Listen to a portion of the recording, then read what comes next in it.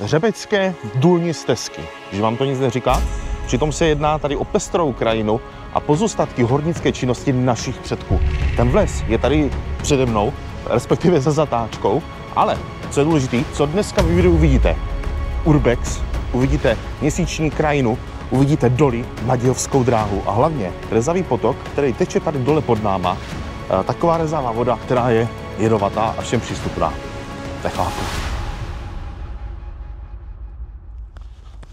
Jako ten, který má rád urbex, tak si myslím, že si přijde na své, protože tady se těžilo do roku 91, těžil se tady lupek nebo jíl, který se přidával do šamotu. Každý z nás má určitě šamot doma v krbu nebo v jakékoliv jiné ohnizdurné místnosti nebo věci. A když přijedete semka, ještě jednou řebecké důlní stezky, tak tady máte, že vzadu je betonárka. Ta tam byla už aj před 13 lety. Buď zaparkujete tady, nebo jak já, tady za zatáčkou vpravo. Samozřejmě hlavní branou se tady nedostanete, ale nicméně tady vpravo uvidíte krásnou cestu. A tady za plotem vlevo, tam můžeme přijít. Na tohle se hrozně moc těším, protože takový místa mám rád. Podívejte se, kromě podle mě zaměstnanců betonárce, jsme tady jediní. A tady už po levé straně můžete vidět důl, který byl, aspoň co si pamatuju, před 13 lety zavřený, protože tam chodili jako dosti velký počet lidí. No, já vám to takhle vezmu do toho dolu pro mě. Jako rád bych se tam podíval, no. Tady vidím vpravo, že už dole udělaná díra pro lidi. Ha. Vidíte ty koleje ještě?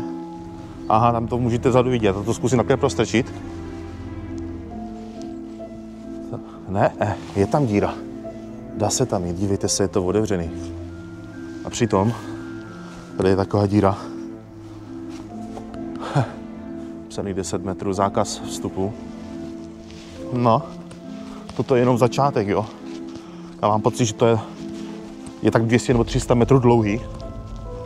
A tady vpravo vám chci hlavně ukázat takovou tu dominantu, proč sem vůbec, když sem lidi přijedou, tak sem přijedou kvůli takzvané měsíční krajině, což je halda šedého takového bordelu, co vyváželi z těch dolů a vlivem povětrnostních vlivů, sluncem, větrem, deštěm a podobně, tak to vytvořilo takovou krásnou měsíční krajinu, už se na něj dívám. Ha. Tady se chází na tu měsíční krajinu, což je vlastně ta šedá hlušina, jak se tomu říká. Podívejte se na to.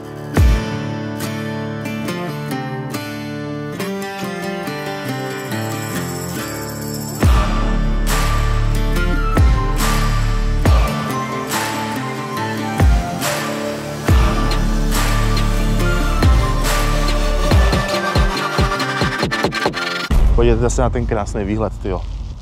A jsme tady sami. Podívejte se na to.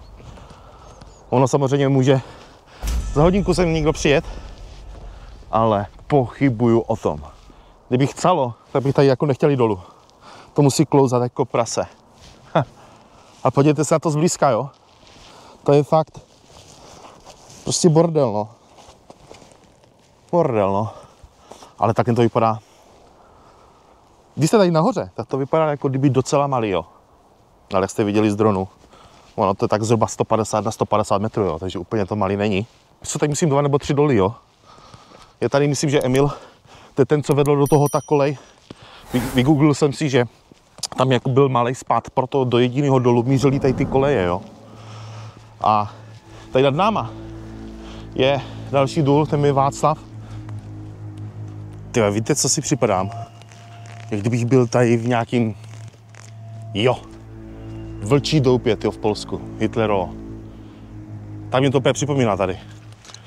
Takový pozůstatky spíš z druhé světové války, než nějaký důlní stezky a budovy. Aha. Tak tady to vypadá taky pěkně slušně. To je možná nejcennější, co tady je, tak jsou tady ty ička. Nevím teďka, kam to mám vzít. Tak to je jakože hodně retro tady. To je kráso. Pěkně. Krásný urbex. Jo, to ještě tam nahoře. Řekl bych si, že tady bude jako dosti bezďáků, jo, třeba. Ale představte si, že jsme jako uprostřed ničeho, tyjo, ničeho. Tady je hřebeč, taková vesnička, to má pár domků, jinak jste jako uprostřed lesu, jo. A uvidíme, koho tady potkáme, tyjo. Tady po levé straně. Co to je, tyjo, lidi? To vypadá na nějakou, spíš bych řekl, pec. A co by tady dělala pec? Když to tady těžili, že?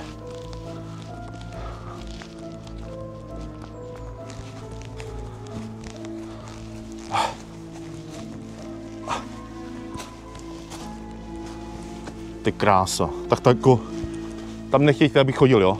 Dívejte se nahoru. Tož tady to něco pamatuje, no? Hele, první turisti. Jakože obrovský, tyjo. To spíš vypadá, tyjo, jak zákop z druhé světové, tyjo. A tady přede mnou, já už to vidím, vidíte tady vlevo tu budovu bílou? Tak to je ta hlavní budova, tyjo. Někdo mě říkal, že v tom dolu před chvílí, co jste viděli, jak jsem říkal, že tam dále v tom tunelu je díra. Takže tam se nedostanete 100 metrů a že to nemá zazděný, že tam jsou cíly to vyzděný, aby lidi nemohli. A řeknu vám proč. Protože dole, za chvíli, až půjdeme k Rezavému potoku, tak dole je mapa na ceduli, že tam, kdybyste zabloudili, tak vás už nikdo nenajde, tyjo. Jenom doufám, že tam nikdo nebude, jinak se poseru, ty vole. To je tak, když nikoho nečekáte a najednou někoho potkáte. Kam se tam jde? Ty si připadáme v nějakým Černobylu, kdyby jsme byli. Je to tady jako dosti zajímavý, no. Myslel jsem si, že si spousta věcí pamatuju. A tohle si teda vůbec nepamatuju, že by tady bylo.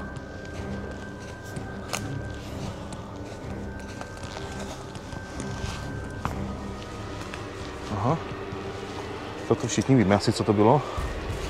Oh shit.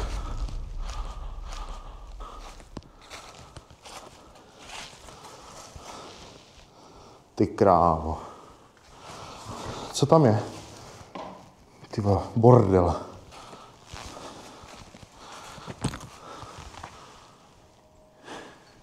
Tak tady tam to fakt neprojdu, tam se to otevřené dveře.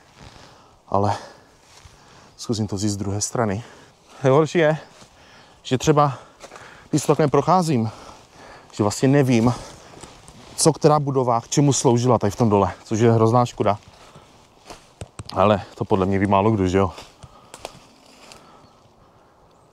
A je to taky zvláštní, podívejte se, fakt tady je to úplně opuštěný, ještě nejsme na konci, zdaleka ne. A vpravo prostě betonárka, prostě to se nepasuje. Ty koleje tady nenechali jen tak, oni totiž využívají. Dočetl jsem se na internetu, že každý víkend, zvlášť o letních prázdninách, synka jezdí z toho Mladějova. Synka prostě tou úzkokolejkou vláček s těma lidma a dělají tady jako s průvodcem. Možná si podívají do dolu, nevím. A tam dole vidím, že to jsou 3 papíry a tam určitě nalezneme cenu. To bude hruzostrašná cena, tyjo. Podívejte se na to. Já mám se tam podívat, no se podívám, no. Když už jsem tady, o tom je ten urbex, ne? Ty krávo. Hej, to je jak normálně vesnička duchů, tyjo. Víte, co je nejlepší? A možná nejhorší pro mě, že jsem tady úplně sám, tyjo.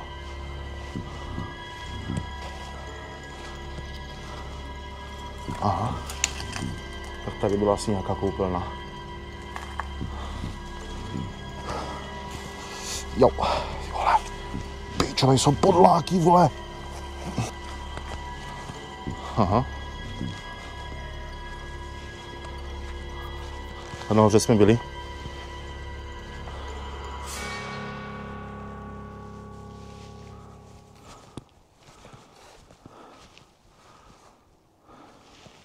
Moc se mě dovnitř nechce a nevím proč. Má to tady prostě divnou atmosféru, jakože dosti krutou.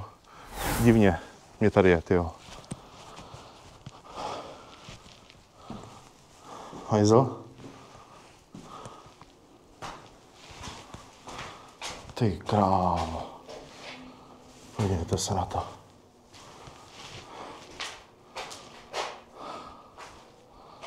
Pneumatiku, kdyby někdo chtěl. Aj. Tak tady už to teda jako padá. Chtěl jsem říct někomu na hlavu, ale tady asi dlouho nikdo nebyl, ty vole. Jako kdyby chtěl někdo cihle. Víte, kam si můžete zajet, tyjo. Jako tam už je to podle mě jako nebezpečné chodit, tyjo. Vidíte se. Ty krása.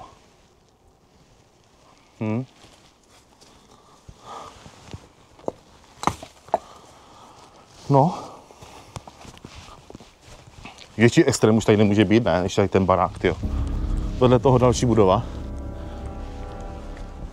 A tohle, ještě vpravo, říkám, betonárka, vjezd. Tady je ta konečná Nadějovská dráha. Aj. Vidíte, tady to vlevo dole. Tak tady určitě už někdo musí být ledné, jaký bezďák. Toto je normálně miniaturní Pripyat, ty vole. Když možná tohle je daleko horší jak Pripyat. Tady jsem viděl kameru. Jo, byla kamera. Toto ale lidi vypadá na čerstvotu, to tady není dlouho. Proč tady jsou OSBčka uprostřed džungle?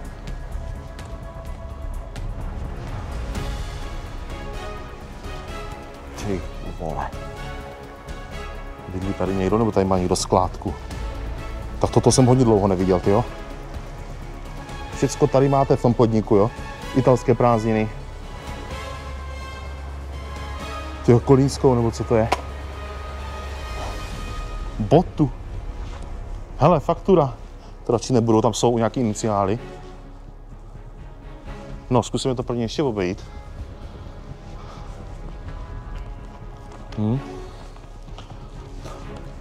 Protože si pamatuju před těmi léty, že se šlo tady ze zadu.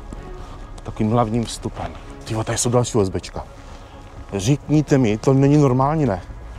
2, tam jsou 3. Jako fakt čerstvota, to tady není dlouho, podívejte se na to.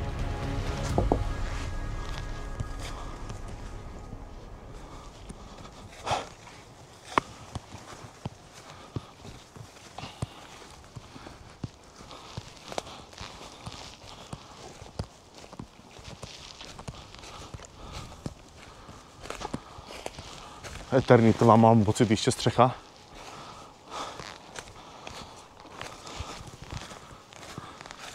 Ta rýna, díjete, v té rýně roste ta tráva, tyjo.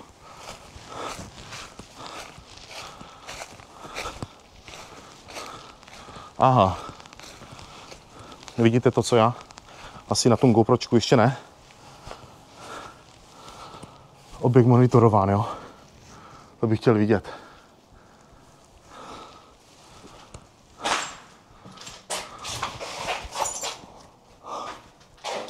Tak tady jsem se před 13 rokama dostal. Ale když budu chtít, tak se tam dostanu, tyjo. Možná. I když s tím mým pupkem nevím, tyjo.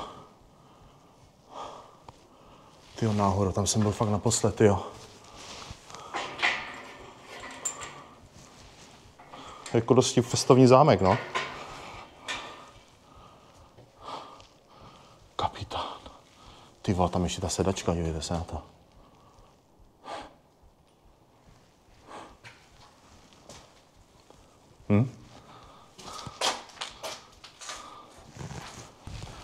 Tak ještě nevím, co teda všechno tady najdu novýho.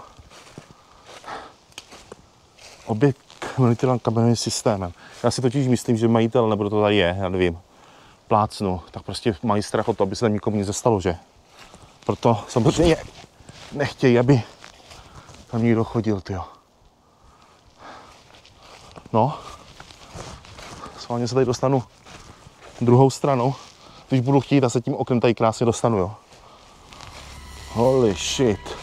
Nejenom, že si tady můžete vzít něco z těch výsností, z těch hader, vole, nebo z těch, teďka jako hodně mluvím s nadsázkou, ale vy si můžete vzít něco a i tyjo náhradní díly do auta, dívejte se na to.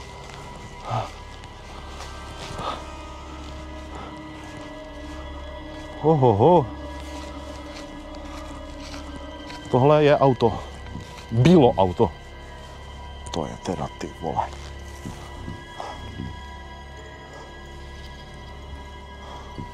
Takový krásný Logan, tyva. Fábka. Byla.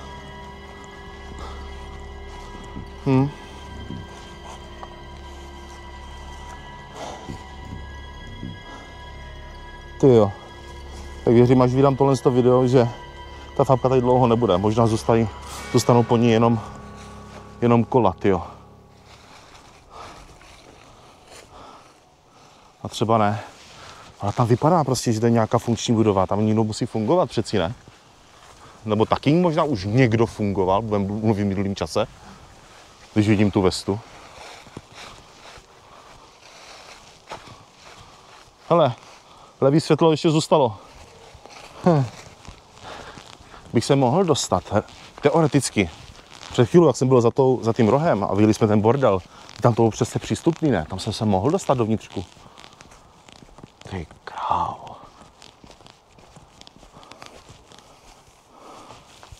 Možná tohle je ta druhá bota, tyjo.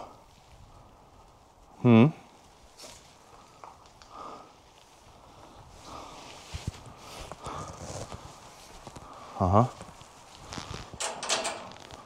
OK.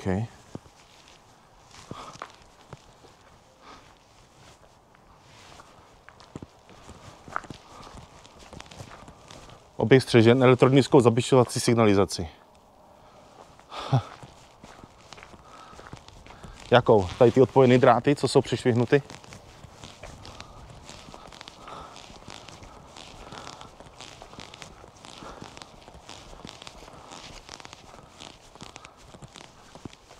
A se dívejte. A přece někdo musí být, ne? Ty vole, slyšeli jste to lidi? Tam někdo je, ty vole.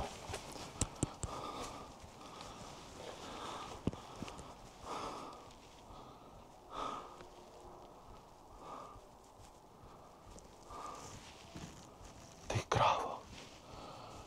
Ty vole, si šlapnu na nějakou, vole, na stražnou minu, vole, tak... Ty vole, co to tady je, ty vole?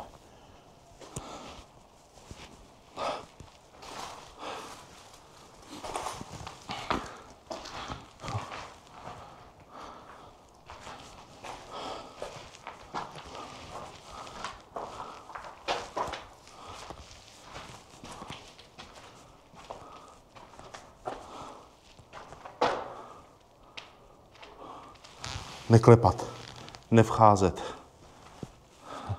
Nocovna. No ty vole.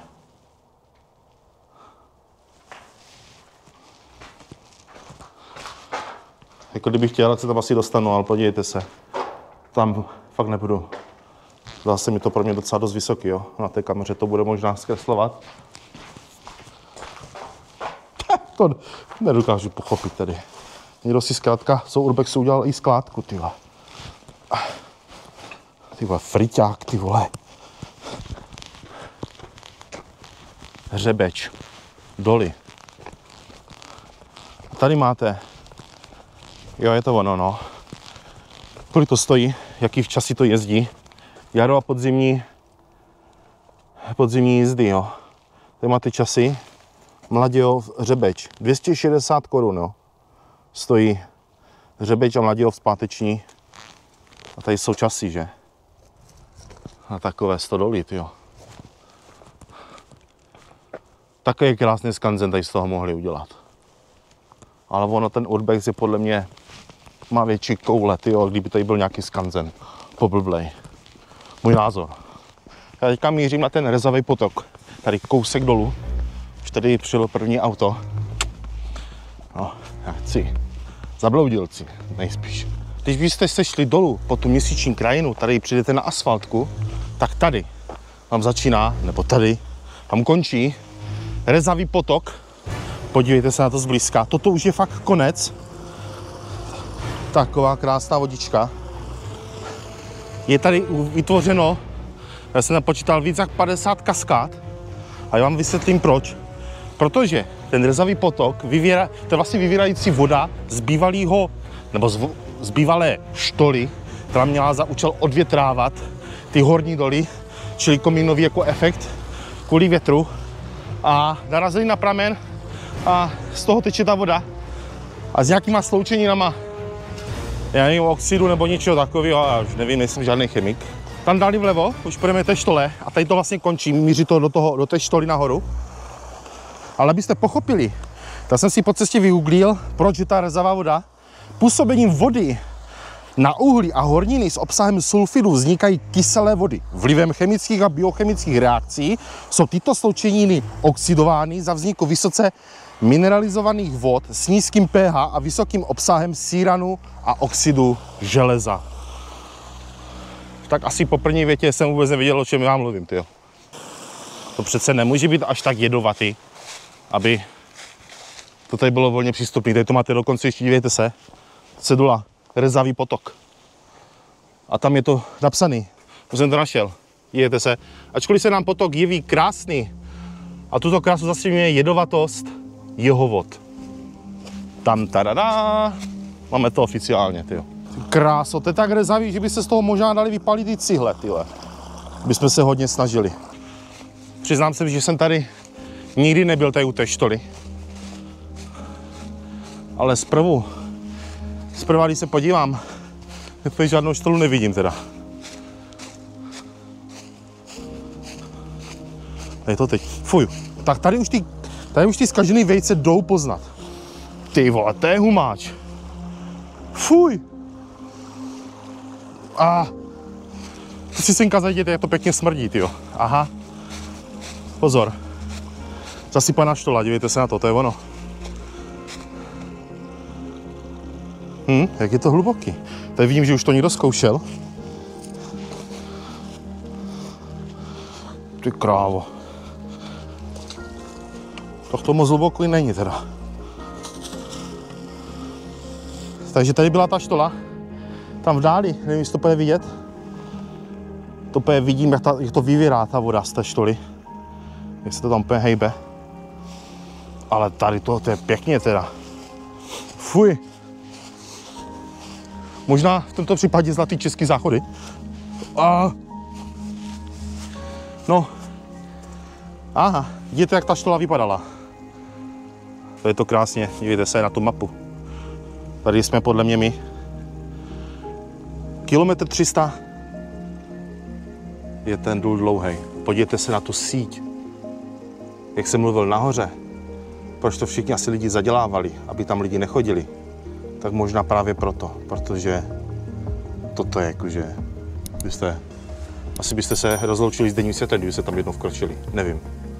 Ale podívejte se, takhle to vypadá jako dost velce, tyjo.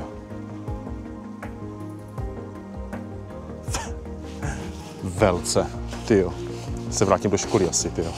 Tak přátelé, nepřátelé, tohle je všechno. Podle mě krásný tip na procházku minimálně tady v přírodě. Koho zajímá urbex a nebyl tady, zajděte se ještě podívat na vlastní oči. Kdo má rád urbex, tak určitě tady si přijde na své.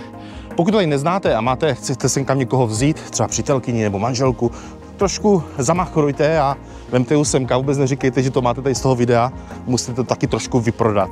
Kdo mě ještě neodebíráte, začněte odebírat, ať nepřijdete o další videa, sledujte mě na Instagramu, tam momentálně uvidíte, kde jsem, co natáčím, popřípadně co se důležitého chystá. Tak jo, u dalšího videa. Ahoj.